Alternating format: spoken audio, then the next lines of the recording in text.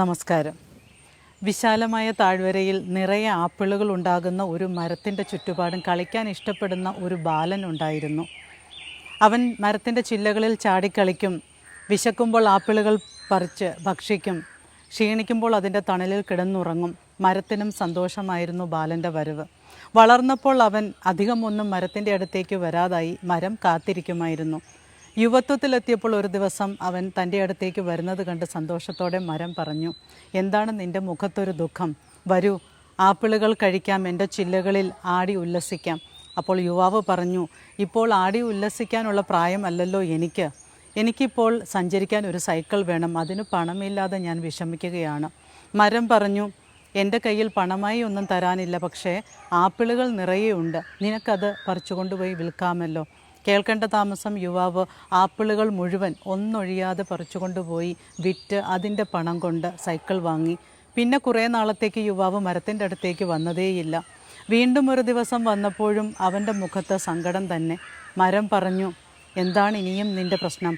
അപ്പോൾ യുവാവ് പറഞ്ഞു, എനിക്കൊരു വീട് വയ്ക്കണം, അതിനുള്ള സാധനങ്ങൾ തികയുന്നില്ല.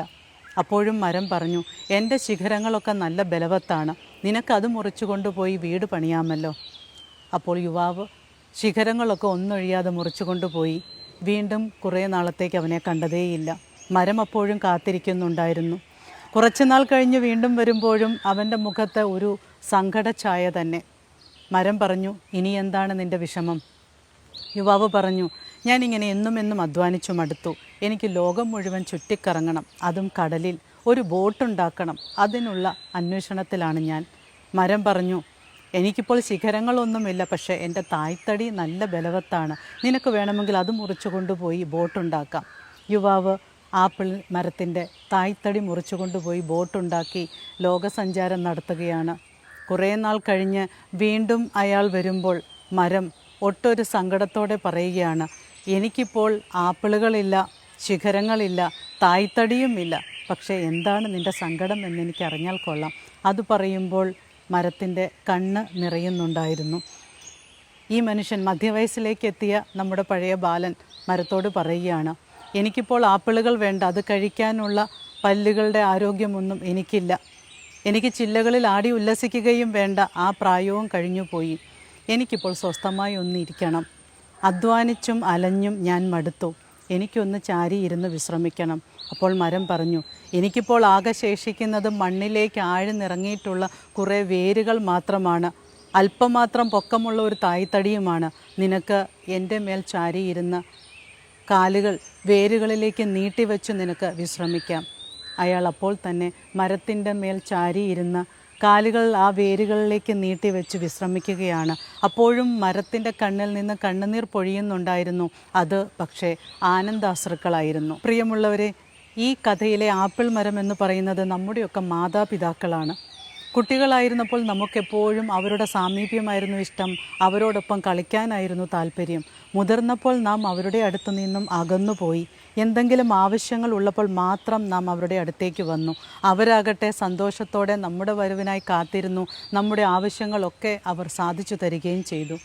ഈ കഥയിലെ ബാലനോട് നമുക്കല്പം ദേഷ്യം തോന്നുന്നില്ലേ? അവൻ എന്ത് ക്രൂരതയാണ് ചെയ്യുന്നത്? ആപ്പിൾ മരത്തിൽ നിന്ന് ഒന്നൊഴിയാതെ അതിൻ്റെ ഫലങ്ങളും ശിഖരങ്ങളും തായ്തടിയും ഒക്കെ മുറിച്ചെടുത്തല്ലോ എന്ന് തോന്നുന്നുണ്ടെങ്കിൽ അത് ഓരോരുത്തരും നമ്മൾ തന്നെയാണ് എന്ന് ചിന്തിക്കുക. കാരണം നമ്മുടെ മാതാപിതാക്കളിൽ നിന്ന് നമ്മുടെ ആവശ്യങ്ങൾ സാധിക്കാൻ നാം എന്തെല്ലാമാണ് ചോദിച്ചു വാങ്ങുന്നത്. അവരെ തന്നെ ഇല്ലാതാക്കിക്കൊണ്ടല്ലേ നമുക്ക് വേണ്ടി ഓരോന്ന് ചെയ്യുന്നത്. അപ്പോഴും സന്തോഷത്തോടുകൂടി തന്നെ ചെയ്യുന്നു.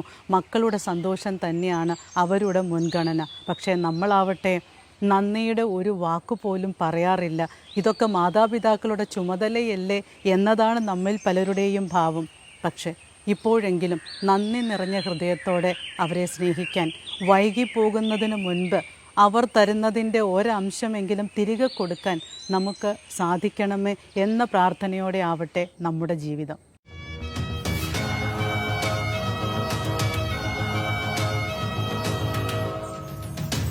You're watching Media Village Television.